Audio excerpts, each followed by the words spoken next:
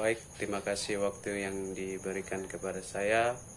Perkenalkan, nama saya Fernando Nabatakoe, kelas Sosiologi C, NIM 1803030141, mata kuliah Sosiologi Anti Korupsi. Dalam kesempatan ini saya akan membahas tentang review buku yang kedua tentang pengertian korupsi sistemik. Korupsi sistemik atau korupsi kelembagaan merupakan bentuk kejahatan yang sulit pembuktiannya, tetapi tumbuh subur sejalan dengan kekuasaan ekonomi, hukum, dan politik. Korupsi ini dikategorikan sebagai penyakit misterius yang kadar penyembuhannya amat minim dan selalu menjadi uji coba untuk menanggulanginya.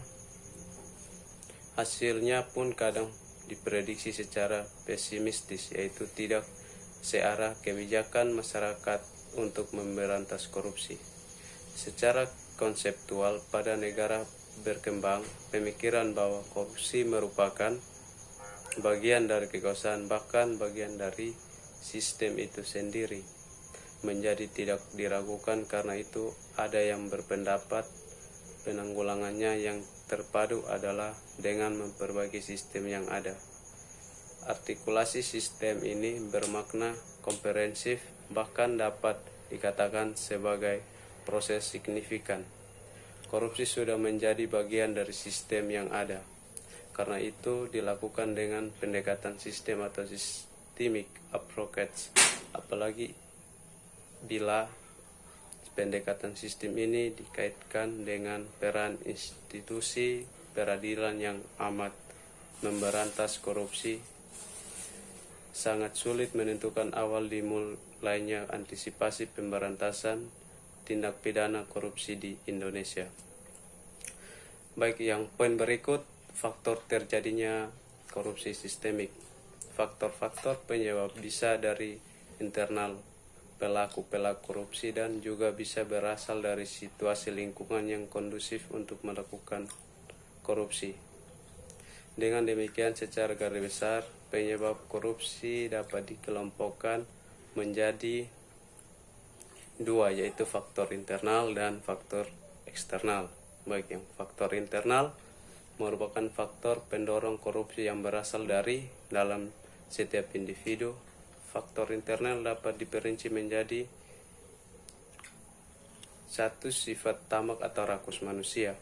Sifat tamak merupakan sifat yang berasal dari dalam diri setiap individu. Hal itu terjadi ketika seseorang mempunyai hasrat besar untuk memperkaya diri dan tidak pernah merasa puas terhadap apa yang telah dimiliki. Faktor yang kedua, gaya hidup konsumtif. Pada era modern ini, terutama di kehidupan di kota-kota besar, merupakan hal yang sering mendorong terjadinya gaya hidup konsumtif.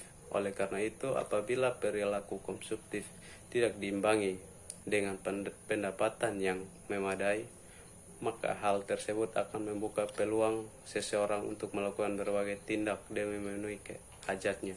Salah satu kemungkinan tindak itu adalah dengan korupsi.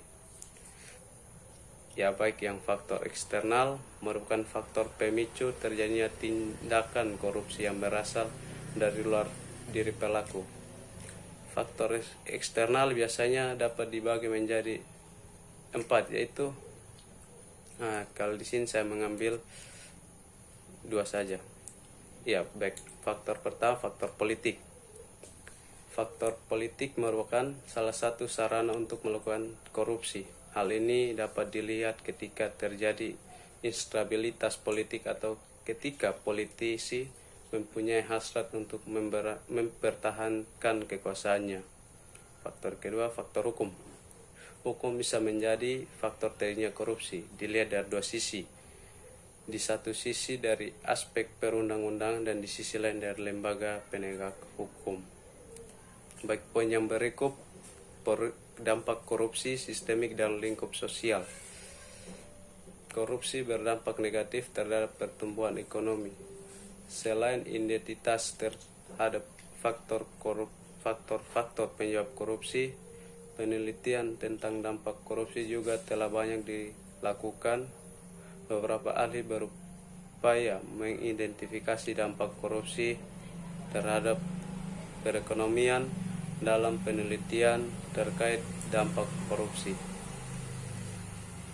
terhadap perekonomian. Terdapat dua pihak yang saling berseberangan, yaitu pihak yang mendukung Grace de Will hipotesis atau biasa disingkat GWH, dan pihak yang mendukung Shane de Will hipotesis yang disebut dengan SWH. Grace de Will hipotesis GWH menyatakan bahwa korupsi dapat berfungsi sebagai pelumas atau kata lainnya oli bagi perekonomian. Dengan kata lain, korupsi dapat berdampak positif terhadap perekonomian. Dari pertegangan GWH dan SWH, ekonomi lebih sepakat terhadap SWH, yaitu korupsi berdampak buruk, ya tentunya bagi perekonomian. Hal ini terbukti dengan banyak propaganda dan pendirian lembaga anti korupsi di berbagai negara termasuk di Indonesia. Selain itu, penganut GWH hanya menganalogikan efek positif korupsi terhadap perekonomian ketika sistem kelembagaan tidak baik, yaitu sistem birokrasi yang lama dan berbelit-belit. Namun, dalam sistem kelembagaan yang baik, GWH tetap berpendapat bahwa dampak korupsi adalah negatif terhadap perekonomian.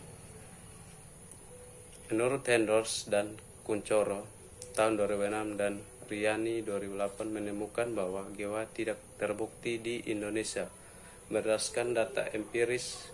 Dengan demikian, dampak korupsi khususnya di Indonesia adalah penghambat pertumbuhan ekonomi dan merugikan perekonomian nasional.